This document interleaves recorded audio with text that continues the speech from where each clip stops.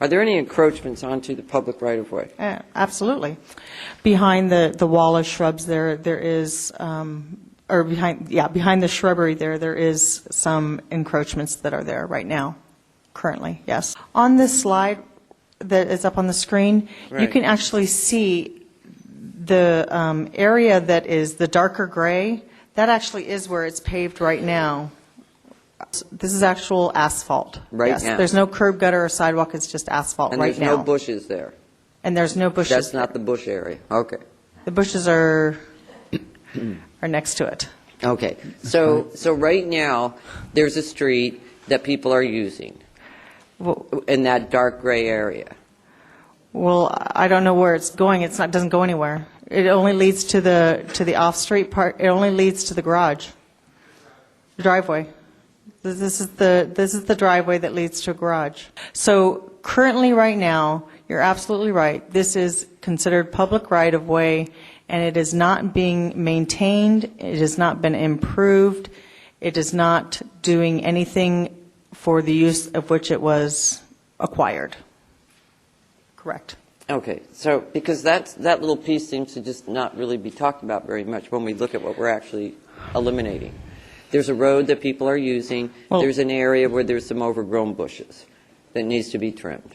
Is that right. kind of? Well, it's not a, I don't know that you consider it a road if it just goes to one driveway, but okay. Well, I would consider it a road if I could drive on it. Okay. If I could get a car and I could drive on it, I would probably call it a road. Okay. That's what I would call it. And then I would call that area on the other side an area that hasn't really been discussed all that much, that if the bushes were trimmed by the city, which I think they could probably get some bushes trimmed, that you could probably use that area for something. After these line of questions, I'm going to second Councilmember Leitner's motion. I was the one who suggested we continue this matter to today because we wanted to see these statistics. I've been on that street, and I know how dark it is, how overgrown it is, and if there are problems that could in some way be mitigated or rectified by clearing out all that overgrown brush and doing something with lighting and so forth, it would probably be a benefit to the community. When you talked about the 47 calls in 1 year, were you were just talking about that 3-block stretch, or the entire Prospect Place through the village of La Jolla? The statistics that I'm referring to, the analysis that we did is from the 7700 block to the end of the 7700 block, which is 7798. So just one block? One block. And was it 47 calls in 1 year or 2? 2 years. In 2 years. And you found that about half of them unfounded? 28. Okay. And the others were, it talked about alarms, illegal parking, disturbance, traffic, burglary, request to tow, those kinds of issues? Ben? 8 of the calls were canceled before we got there. Okay. 4, we actually took some type of police report. 16, we did what we call a K, which means we did nothing. And then 4 were considered no dispatch calls, where they were canceled before we got there. If there were a problem on this block, what would you say it is? I wouldn't. Okay. So you don't see a problem? Not really. In terms of crime? No. The folks who are petitioning for the vacation are saying that it's a dark place where people come and do mischief where they won't be seen. Are you seeing any evidence of that? Not according to our statistics. Oftentimes people don't call the police, they handle it themselves. The residents who live on that street every day are probably more familiar with what goes on in that street than we are, but statistically it's relatively crime-free. Okay. But it is a dark street. Yes, it is. A lot of bushes, little canyon. Do you have any concerns in general about those kinds of environments? I've been up to the property twice, in the daytime and at night. I would light it. I think the improvements recommended would improve the area in terms of any type of crime at all. Makes sense to me, but I don't live there. Okay, so from a law enforcement standpoint, what they're proposing makes sense. Correct.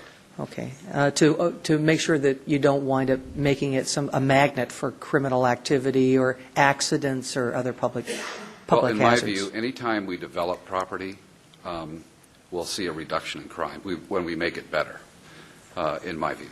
Okay, thank you very much. Thank you, and I may have more questions down the road, but that's it for now. Thanks.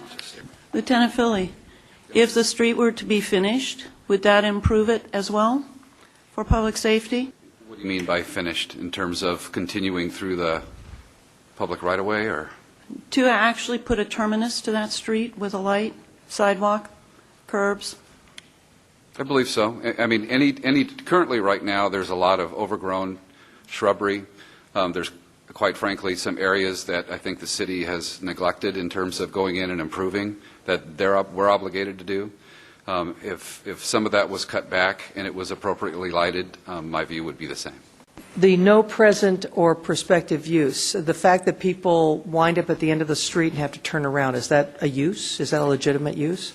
Well, a use is traffic circulation, and the street goes nowhere. It has two to three homes that take access, so it is not part of a larger circulation element. Can we make the finding of there's no present or prospective use for the public right-of-way, either for the purpose for which originally acquired or for any other public use of a like nature that can be anticipated? Can we make that finding legally?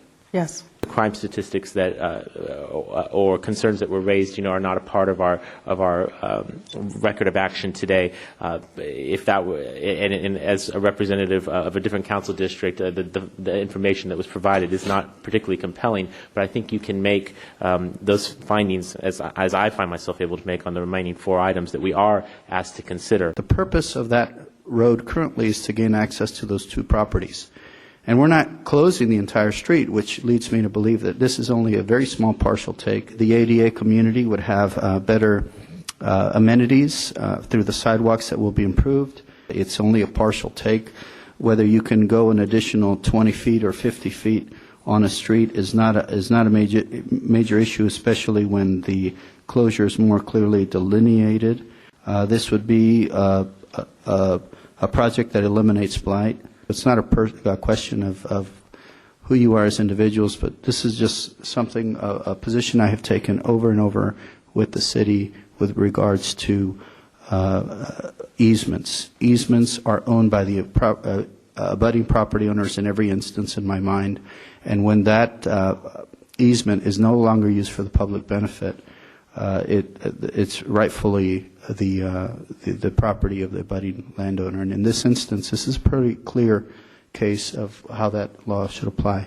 And that passes 5-3 with Councilmembers Hueso, Gloria, and Emerald voting no.